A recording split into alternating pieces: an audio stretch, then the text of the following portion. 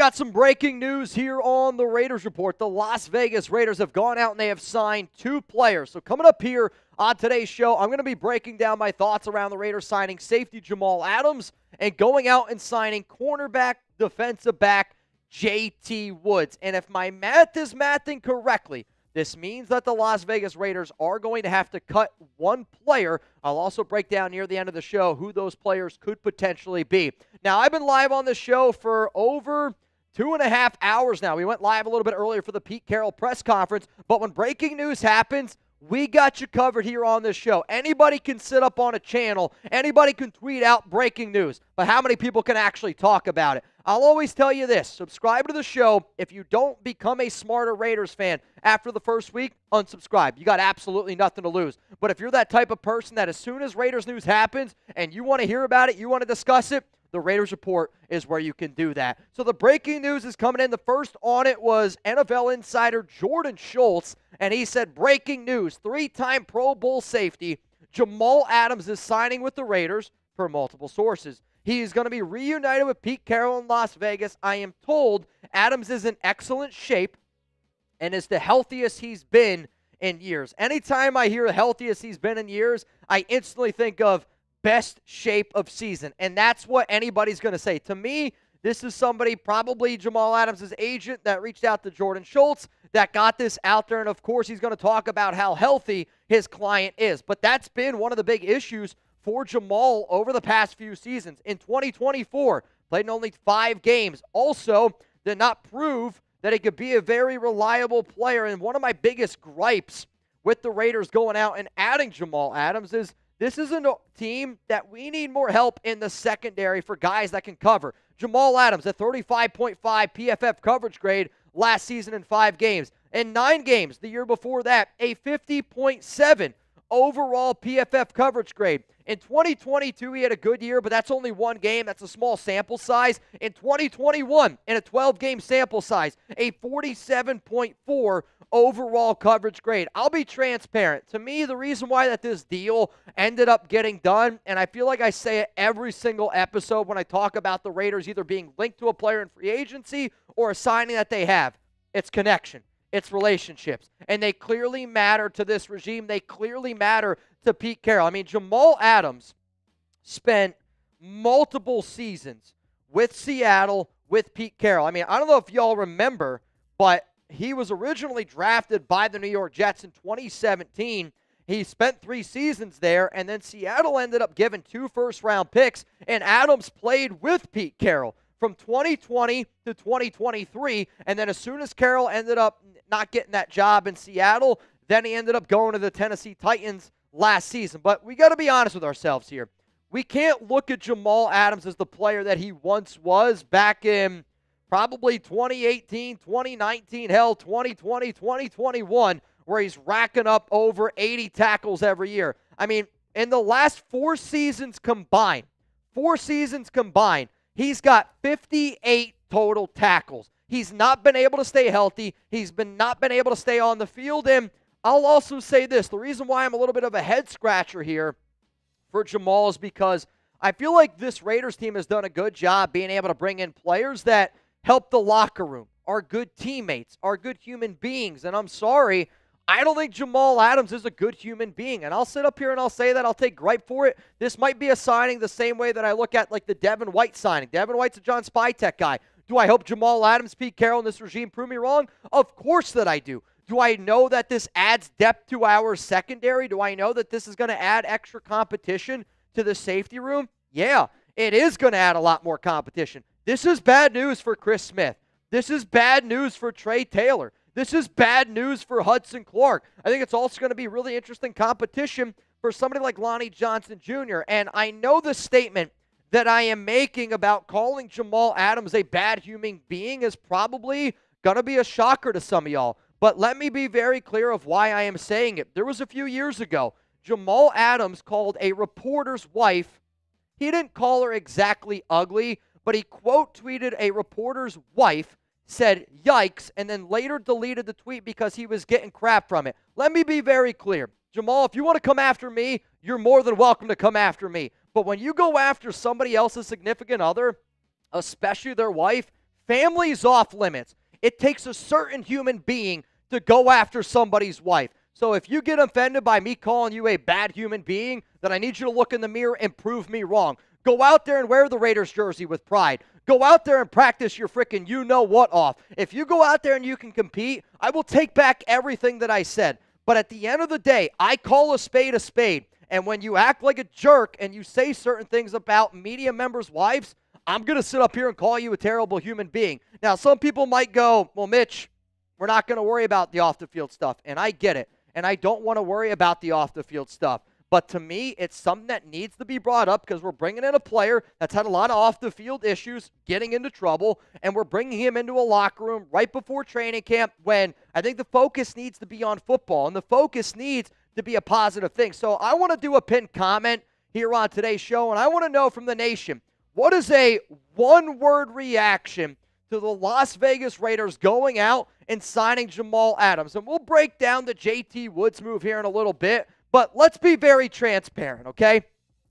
The bigger move, the one that's going to get a lot of attention from the NFL, the one that's probably going to be the reason why people sit up here and click on this video, it's because of the Jamal Adams signing. And I get it. He's got overlap with Pete Carroll. I get it. He's got that relationship with Pete. And I want to sit up here and I want to tell you how much I believe in Pete Carroll. But then again, about an hour, 90 minutes ago, Carroll sat up here and talked about how confident he was in his young cornerbacks, and then goes out and signs an old Jamal Adams. So this is going to be the pinned comment here on today's show. After this YouTube ad break, I want you to scroll on down, give me your answer. My answer is going to be coming up here in just a second. My one-word reaction to the Raiders signing Jamal Adams, risky. And I think it's a risky move.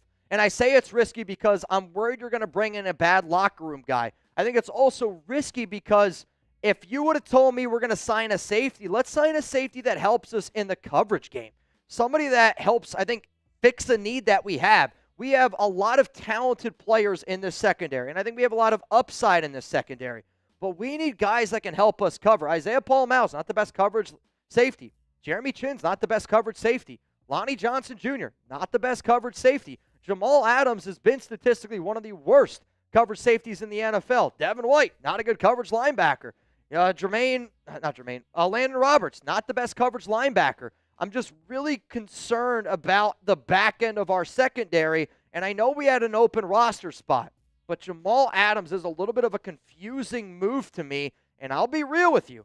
I don't like this move by the Las Vegas Raiders. But you know what? That wasn't the only move that the Raiders went out and did today. They also went out and they assigned cornerback. Some people might label him as a safety. He's been listed as a safety. He's been listed as a corner. The fact that the Raiders are going to list him here as a corner and Rappaport's going to do it, that's how I am going to address him. Cornerback JT Woods. Now, you see him down there on the very bottom of this depth chart.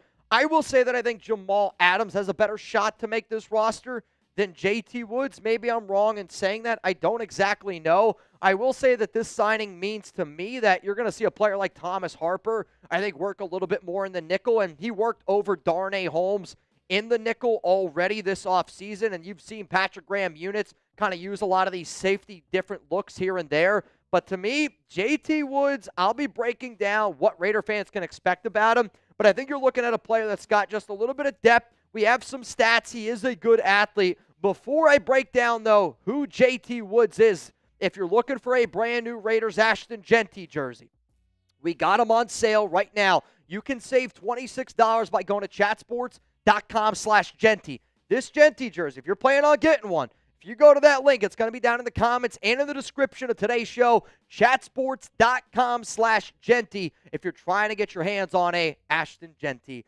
Raiders jersey. So let's look at JT Woods. He played college football at Baylor, and he played there from 2018 to 2021.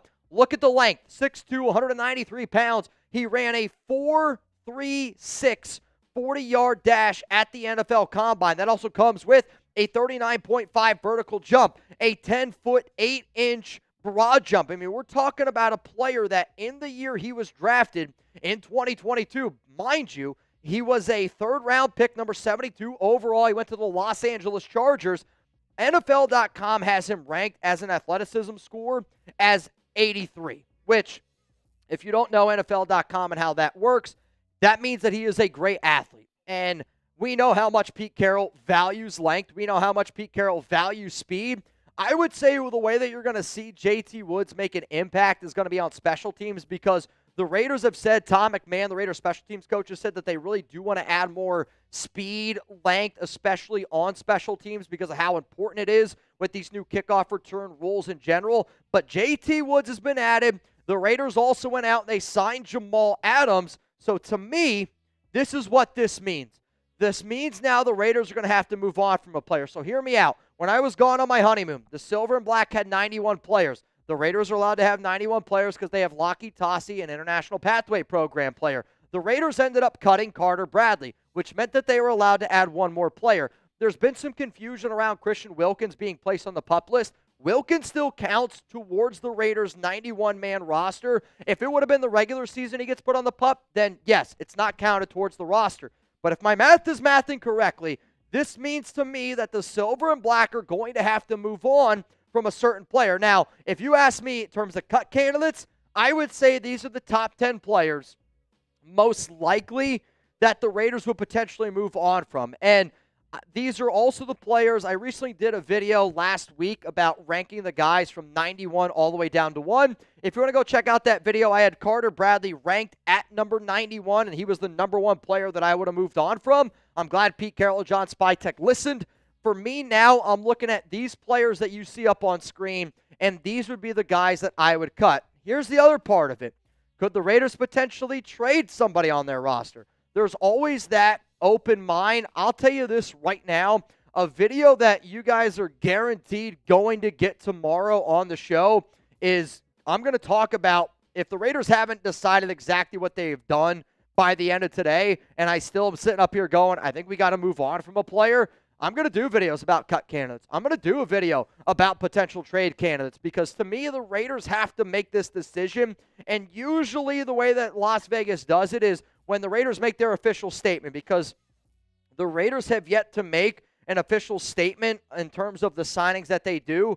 Typically what the Raiders do is they'll go, we have signed Jamal Adams, we have signed JT Woods, and in a corresponding move, we are going to waive or cut XYZ player. And I think one of those 10 players that I featured will be one of those dudes. Now, again, could be a trade, could be something else. Now, I appreciate each and every one of y'all that is tuned in right now to the Raiders Report. If you're watching this live, we got over 700 people in the building, which I think is an amazing and beautiful thing that there's this many crazy Raiders fans watching this show on July 22nd. The bottom line is this. When breaking news happens, I got you covered. Make sure you're subscribed. Make sure those notifications are turned on, because anytime breaking news happens, nobody's going to keep you more up to date than me here on the Raiders Report. So the Las Vegas Raiders have now made 3 signings today. They first went out and they got Jamal Adams. They then went out and they got JT Woods. And now the Las Vegas Raiders are signing offensive guard Antonio Mafi, 6'3", 330-pounder. He's an offensive guard, a former 5th-round pick. But look at the connection. He played college football with Chip Kelly at UCLA from 2018 to 2022. I'll be very transparent with you. The numbers are not very good. He did not play last season with the Indianapolis Colts. He was on that roster. But in 2023 is where he got the most snaps. 458 snaps played with the New England Patriots. 398 at left guard, 60 snaps at right guard, a 32.3 overall PFF grade, a 27.7 pass blocking grade, a 39.9 run blocking grade. I think that this is just one of those depth moves. They're trying to bring in some extra competition right before training camp. But all 3 of the moves that the Raiders made today are built to compete. That's the hope. But I don't know if any of them end up making this roster.